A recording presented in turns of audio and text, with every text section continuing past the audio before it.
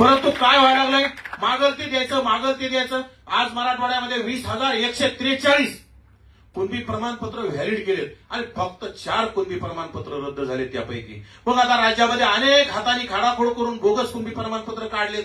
येणाऱ्या काळात 4 नाही 400 सुद्धा मराठवाड्यात कुणबी प्रमाणपत्र रद्द झालेले तुम्हाला पाहायला मिळतील. 4,000 सुद्धा झालेले पाहायला मिळतील.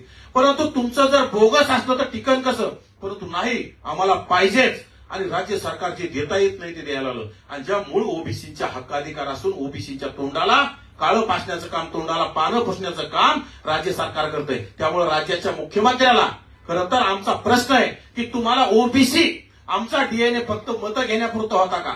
आज तुमचा डीएनए उपाळून काळात ओबीसीचं अस्तित्व संपलेलं असताना मुख्यमंत्री महोदय का बोलत नाहीत? बावनकुळे साहेब ओबीसी समितीच्या अध्यक्ष आहेत.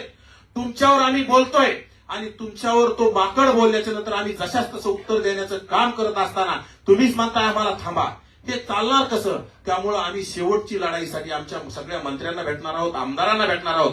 कारण आमच्या लढाईमुळं गेल्या 2-3 वर्षात ओबीसी समाजावर अन्याय झाल्यामुळं ओबीसी कुठेतरी जागा झाला. राज्यात ओबीसीचे आमदार वाढले, मराठ्यांचे आमदार कमी झालेत.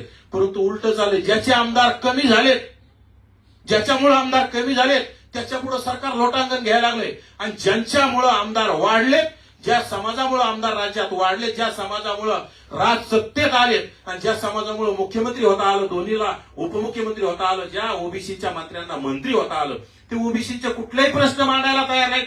त्यामुळे आम्ही ओबीसीचे कार्यकर्ते म्हणून एक वेळेस राज्यभरात आम्ही विभागवाईज आम्ही जाणार. ओबीसीच्या काय म्हणणं आहे ते ऐकून घेणार. ओबीसींसोबत चर्चा करून येणाऱ्या काळात 1 सप्टेंबर तारीख घोषित केली. त्यासाठी एक 7-8 दिवस आपण फिरणार आणि नक्कीच मला वाटतं ओबीसी समाज जागा आहे. मंत्री झोपले असतील, आमदार झोपले असतील, मंत्री घाबरत असतील, आमदार घाबरलेले असतील, परंतु ओबीसी समाज घाबरत नाही. ओबीसी समाज कुणाला दबत नाही. आता ज्या बंधूंनी सांगितलं भाषण कोणीतरी करताना किंवा जरांगे पाटील, अरे पाटील बिटील ते म्हणजे पाटील मानायचं नाही. खरंच परिस्थिती आहे ना, तुम्हाला इतर मागासवर्गीयाचं आरक्षण पाहिजे. येणाऱ्या काळात मागासवर्गीयाचं आरक्षण जरी दिलं तरी तुम्हाला आनंदच वाटेल. मग तुम्हाला पाटील कसं मानायचं? आणि एकतर तो बेवडा शहाणकोळी नाही, पाटील नाही, तो भिकारचोट आहे. मी आज सुद्धा सगळ्या मीडिया समोर सांगतो, भिकारचोट आहे. आणि येणाऱ्या काळात राज्यातील तमाम ओबीसीने त्याला मन्याशिवाय बोलू नये, भिकारचोटाशिवाय बोलू नये. पत्रकार महोदयांना सुद्धा माझी विनंती, त्याला पाटील लावू नका, तो पाटील नाही. आणि ओबीसीचं लवकरच मोठं आंदोलन 1 तारखेला, त्याचा लवकरच 7-8 दिवसात रोडमॅप असेल. सगळ्या गोष्टी आपल्या समोर मांडल्या जातील आणि येणाऱ्या काळात लाखोच्या संख्येनं ओबीसी समाज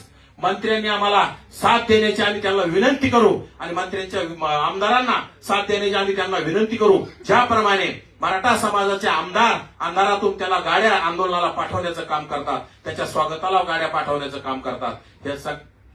त्या सगळ्या गोष्टीनं आपल्या आमदारांनी आपल्या मंत्र्यांनी सुद्धा व्यतीत झालं पाहिजे आणि ओबीसीवर अन्याय होणारा त्याला वाचा फोडण्यासाठी आता समोर येण्याचं विनंती केली पाहिजे.